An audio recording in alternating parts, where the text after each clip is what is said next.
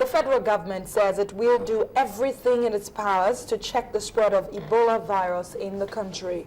President Gooduck Jonathan, who decried the entrance of the Liberian Sawyer into the country with the virus, said he will convene a meeting with all state governors this week to ensure that the virus does not spread. He pleaded with Nigerians to be mindful of the burials they attend and reject the reports from some quarters that the disease could be checked through the intake of salt water. We've been having discussions with people outside the country and within the country since this incident happened. My conversation with the Director General of the World Health Organization, Mrs. Margaret Chan, was quite instructive. He said that the spread of Ebola, from the analysis so far, this was African Ebola, 60% of the spread is through during burial. 60% of the spread is during burials. That's why you remember in my announcement, after we met, of course we will discuss it again on Wednesday with the governors. We are pleading that we must be mindful about burials. We are even pleading that for people who believe in some kind of ceremonies and so on, this is not the best period for those ceremonies. If somebody dies now, that person should be buried where he dies. After some months, when we get over this, you can exhume the body if you want. The government will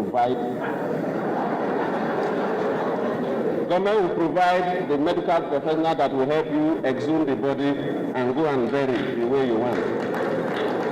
I'm saying so because I have personal experience about this. In 1971, I was still in secondary school when cholera broke out in my mother's community, a very small rural community. And of course, those of us from southern Nigeria celebrate death. And the person happened to be an elderly man, and nobody knew it was cholera.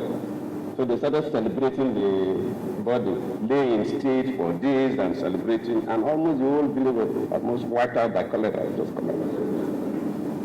So when the lady told me, the head of the World Health Organization, that 60% of the Ebola is through burials, we must be mindful, we must educate our people not to over-celebrate burials now.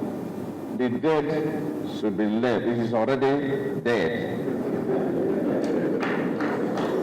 Sawyer, that brought this Ebola to Nigeria, also contacted it because the sister had Ebola, and he went for the burial, and he participated in a way that he became a suspect.